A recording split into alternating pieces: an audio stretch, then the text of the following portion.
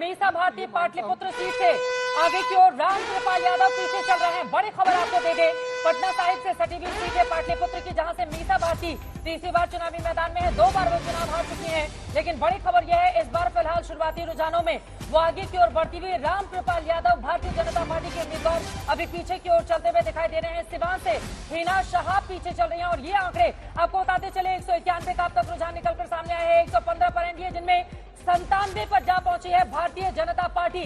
115 116 हो गया है एनडीए का 97 पर। बीजेपी दिखाई दे रही है इंडिया गठबंधन 70 सीटों के साथ, जिनमें 35 कांग्रेस पार्टी के पास है और धीरे धीरे करके समाजवादी पार्टी 7 पर लीड लिए हुए है। सीपीएम 6 पर, डीएमके इस वक्त 5 पर लीड लिए हुए है। आरजेडी के लिए अच्छी खबर है, जिनमें एक पाटलिपुत्र की सीट भी शामिल है। 4 सीटों पर अपनी लीड लिए हुए हैं। मैनपुरी से जो मुलायम सिंह यादव का गढ़ हुआ करती थी, डिम्पल यादव मैनपुरी सीट से आगे चल रही है। इस वक्त की बड़ी खबर, बड़ी जानकारी, मैनपुर की सीट ऐसी है जो पिछली बार मुलायम सिंह यादव ने जीत हासिल की थी। और देखिए तूतीकोरिन से अब कनिमोझी आगे चल रही है बिल्कुल, और 197 के अब तक के रुझान निकलकर सामने आ चुके हैं। बहुत सारे संकेत है इसमें। देखिए मैनपुरी ऐसी सीट है जो आज तक समाजवादी पार्टी हारी नहीं और बीजेपी कभी जीती नहीं। मुलायम सिंह यादव की सींची हुई ये सीट थी और सबसे सुरक्षित सीट इस बार बहुरानी को दी गई है। डिम्पल यादव फिलहाल वहां से आगे चल रही है, लेकिन दूसरी तरफ कन्नौज में सुब्रत पाठक को झटका लग सकता है अगर यही ट्रेंड बरकरार रहता है, क्योंकि वहां से अखिलेश यादव भी इत्र की खुशबू में नहाए हुए इस वक्त दिखाई दे रहे हैं, आगे चल रहे हैं। लेकिन पाटलिपुत्र और ये देखिए 200 और बीजेपी की सेंचुरी लग गई है अपने दम पर। अभी तक के रुझानों के मुताबिक 101 का आंकड़ा पहुंच चुकी है भारतीय जनता पार्टी। वहीं उनके गठबंधन के साथियों के नंबर्स भी आप देख रहे हैं और दूसरी तरफ हम कांग्रेस का आपको दिखा रहे हैं। 34 सीटों पर वो आगे चल रहे हैं। 121 का आंकड़ा एनडीए छूता हुआ दिखाई दे रहा है, जिसमें जेडीयू अभी बड़े साथी के तौर पर दिखाई दे रही है, लेकिन 6 सीटों पर आगे है। टीडीपी 5, टीडीपी पर भी नजर रखिएगा, क्योंकि हमारा ये जो एग्जिट पोल है वो इशारा कर रहा है कि 15 से 20 सीटें उनकी आ सकती है। टीडीपी देखिए प्रधान, आपको बता दें यूट्यूब पर 15 लाख से ज्यादा दर्शक आज तक इस वक्त देख रहे हैं और ये सिर्फ आपकी मुहर है, मुहर इस बात पर कि जो जमीन पर जाता है, जो लोगों के बीच जाता है, जो उनकी खबर दिखाता है, जो उनके मुद्दे उठाता है, जनता उन पर विश्वास करती है।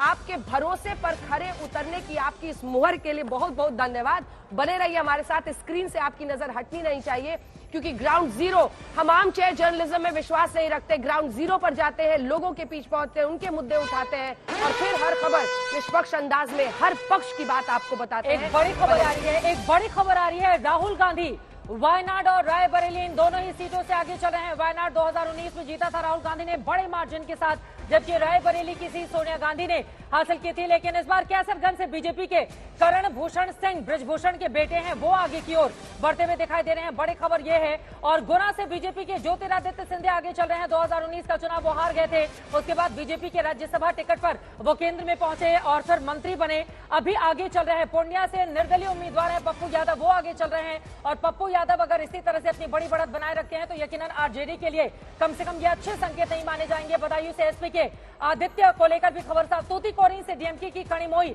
आगे इस वक्त बढ़ती हुई दिखाई दे रही है। अपने आप में बेहद महत्वपूर्ण है तमिलनाडु की 39 सीटों पर यह देखना कि डीएमके कितनी सीटों पर जीत हासिल करती है। 24 सीटें पिछली बार उसको मिली थी, 8 सीटों पर कांग्रेस पार्टी ने जीत हासिल की थी। बीजेपी का खाता भी नहीं खुला था, लेकिन इस बार की स्थिति क्या होगी? पाटलिपुत्र से मीसा भारती आगे चल रही है। रामकृपाल यादव इस वक्त पीछे की ओर। अमित शाह गांधीनगर की सीट से जो गढ़ रहा है, आपको बता दें कि 90 के दशक से ही लगातार ये जो सीट गांधीनगर की गुजरात की सीट रही है, ये लगातार बीजेपी जीत, लाल कृष्ण आडवाणी से लेकर अटल बिहारी वाजपेयी सब इस और लगातार ये सबसे मजबूत गढ़ वहां माना जाता है। हालांकि 6.25 लाख के मार्जिन से वहां पर नवसारी से सीआर पाटिल जो कि प्रदेश अध्यक्ष हैं वो जीतते हैं, लेकिन वायनाड हो, रायबरेली हो, राहुल गांधी आगे चल रहे हैं। कन्नौज हो, अखिलेश यादव आगे चल रहे हैं।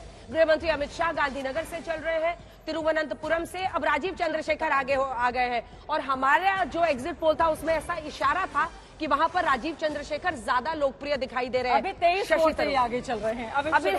अभी शुरुआती रुझान है और इस पर बहुत ज्यादा कमेंट करना नहीं चाहिए। पवन सिंह काराकट से पीछे चल रहे हैं, बड़ी भीड़ आई। पवन सिंह को आसनसोल का टिकट दे दिया था भारतीय जनता पार्टी ने, जहां पर शत्रुघ्न सिन्हा से उनका मुकाबला था। शत्रुघ्न सिन्हा वाली ये जो सीट है आसनसोल की, जब आप पश्चिम बंगाल में उत्तर की तरफ जाएंगे तो वो गढ़, मतलब आप कह सकते हैं कि कई जगहों पर बीजेपी वहां पर दार्जिलिंग से लेकर आसनसोल, दुर्गापुर। और बड़ी खबर आ गई है, 251 सीटों की अब तक के रुझान निकलकर सामने आए हैं। 153 पर इस वक्त एनडीए, इंडिया गठबंधन 90 पर, बिल्कुल 150 पर।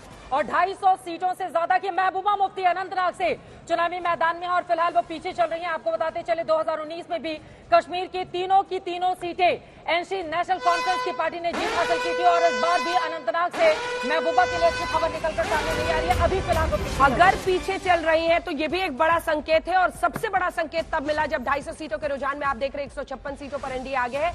सबसे बड़ा संकेत तब मिला जब भारी तादाद में 1998 का रिकॉर्ड तोड़ते हुए वहां पर जनता ने वोट डालने के लिए भारी तादाद में बारामूला हो, अनंतनाग हो, जनता निकली। यानी भय का जो वातावरण एक जम्मू कश्मीर में रहता था, जो कट्टरपंथियों के दबाव में वहां पर वोटर नहीं निकलता था, उसको सबको धत्ता बताते हुए आज अनुच्छेद 370 लगने के बाद वहां पर वो भय का माहौल खत्म हुआ, वोटर बाहर निकला। और देखिए नवनीत राणा फिलहाल आगे चल रही है। बारामती की सीट पिछली बार निर्दलीय जीती थी और एनसीपी कांग्रेस के समर्थन से जीती थी। इस बार चुनावी मैदान में बीजेपी में शामिल होने के बाद, हनुमान चालीसा का पाठ जगह जगह करने के बाद वो चुनावी मैदान में है और वहां पर वो बारामती की सीट पर हैदराबाद में जाकर अमरावती की सीट, अमरावती, बारामती में तो वो भाभी ननद का मुकाबला है जहां पर सुनेत्रा पवार और सुप्रिया सुले आमने सामने हैं। अमरावती की सीट पर वो आगे हैं और ये बहुत हैरानी की बात नहीं है क्योंकि नागपुर सीट से फिलहाल नितिन गडकरी आगे चल रहे हैं। नितिन गडकरी की अपनी संबित पात्रा भी आगे चल रहे हैं। हम लोगों ने एग्जिट पोल में दिखाया था संबित पात्रा के लिए सिर्फ 8,000 11,000 वोटों से पिछली बार 2019 का चुनाव वो हार गए थे। संबित पात्रा आगे चल रहे हैं। पुरी की महत्वपूर्ण सीटें हैं। नरेंद्र मोदी प्रधानमंत्री ने जाकर उनके लिए बाकायदा रोड शो किया था और बड़ी भीड़ भी आई थी।